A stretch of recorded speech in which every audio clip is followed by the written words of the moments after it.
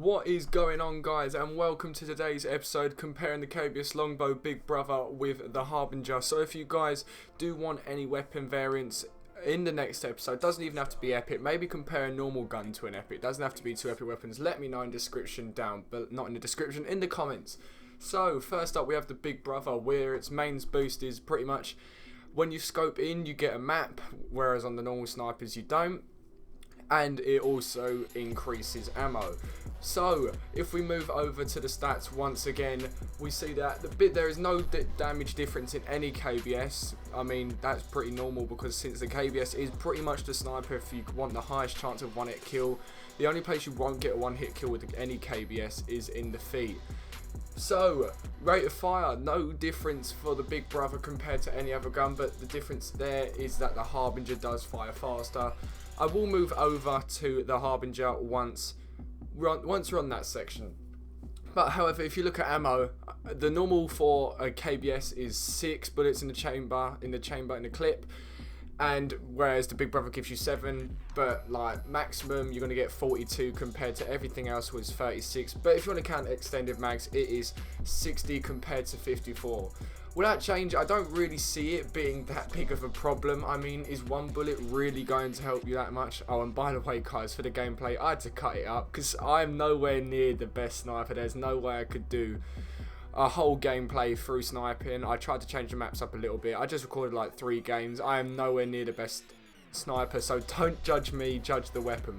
We will go with that. So getting back to the stats, everything else with a Big Brother is the same as the KBS. The only difference is that is stated with the map on the, when you scope in, and the ammo. So starting off with the map, you would think it wouldn't be that helpful if you're going around quick scoping and that. I mean, it obviously kind of depends on what you guys do as a sniper. I mean, like, I can't see it being, I'm not the best quick scoper, but I do try and go around and have a go, you know. I see it as more interesting and generally more fun if you go around trying to quick scope. You can sit there and hard scope. Like, I played a game of Frontier where I was on like a 13 kill streak with hard scoping. It's not generally accepted, so if you do get killed, if you do kill someone, will do well while hard scoping, prepare for a few messages. But with the map, it's not as if like it ever fades away and comes back quicker. It is just generally always on the screen. So that's why I put FTL jump in as specialist. Pretty much why I done that was when you're shooting and you see a red dot come up behind you or something, you can FTL out of there. And you do have a decent chance of killing them. Always turn around for like the no scope. You're probably not going to hit. There's like a 99% chance you're not going to hit it. But it's always worth a go. So, moving on to the other bonus, which is increased ammo. I mean, it kind of says it for itself. If you're hard scoping, that might be useful. Okay, that might be useful. Maybe you want to get one more clip, one more shot off. But by the way, how is that not a collateral? And you see that. Okay, I'm proud of that. And then I got completely finessed by the EBR. God knows how that happened. Didn't really expect to come out there. So moving back to the KBS, will that one bullet really make a difference if you ask yourself? No, probably not. Quick scoping, you're probably, I may be just speaking for my own opinion. If you're quick scoping, you're probably gonna die before you reach the last bullet. Or if you are getting down to the last bullet, like you see me here, I probably did need the extra bullet.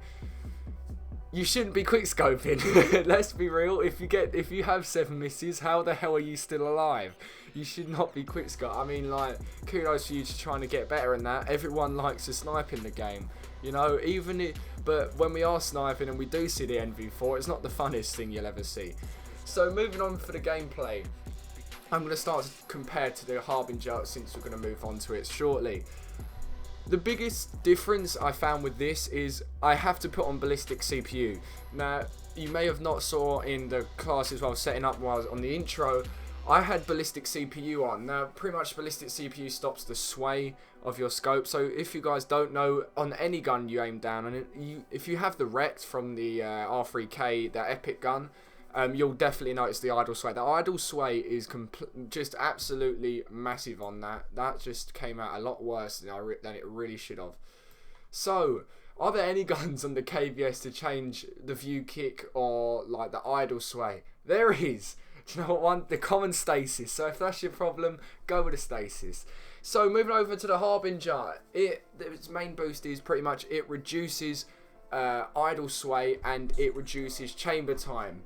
So as I don't need ballistic CPU, it does it automatically. I put stock on because stock makes you move faster. I guess that would be better as a sniper. Quick scoping, you know, that extra bit of speed probably isn't going to hinder you. The only way I could think of it doing is that you haven't used what am I saying? You haven't come from using stock to using stock.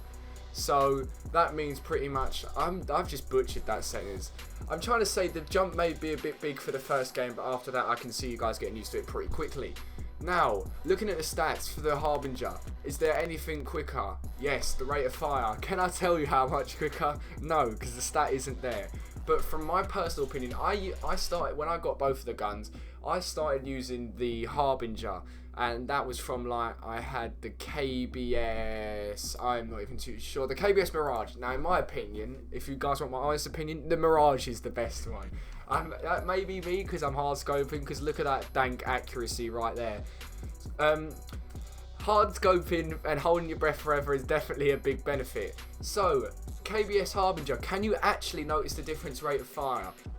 Hell no, you cannot. There is absolutely no difference. If you look at the rate of fire on the in-game stats, it boosts it by 3. So take that. If your rate of fire is 100, for example, your rate of fire is now going to be 103. Look at that. I'm proud of that. I'm proud of that one. So, can you tell the difference? No. That's already half of the benefit gone from the Harbinger. Then, the other one, idle sway. Now, I did mention this before. The idle sway is definitely reduced. There is a massive, massive difference on the Harbinger when it comes to idle sway. That's why you don't have to waste a slot, on the ballistic CPU. So you do not need to use that. Put stock on, put whatever you like on. I pretty much had the classes exactly the same. It didn't really matter too much. I just thought stock because, you know, stock seems to be better. So, out of these two weapons, I would pick the Big Brother. I'm not really getting too much into COD now, but if I was to use the weapons, I would definitely go with the Big Brother. Or if you can't afford that, get the Mirage. The Mirage is definitely a lot better.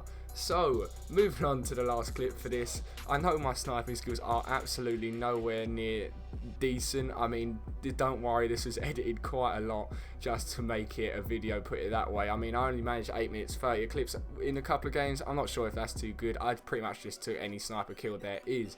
So, moving to the end of the video. If you guys do want any weapons, let me know down in the comments below. It doesn't have to be too epic. Look, that guy killed himself with his own black hole. That needed a feature, that needs a feature. So if you guys want any particular weapons, I don't know, maybe compare two epic weapons of different classes. So maybe the Phobos to the Flatline as an example. So if you guys did enjoy it, make sure to leave a like and comment any ideas, improvements, anything you would need. And I hope to see you guys this Thursday for the new episode of Transfer Trumped.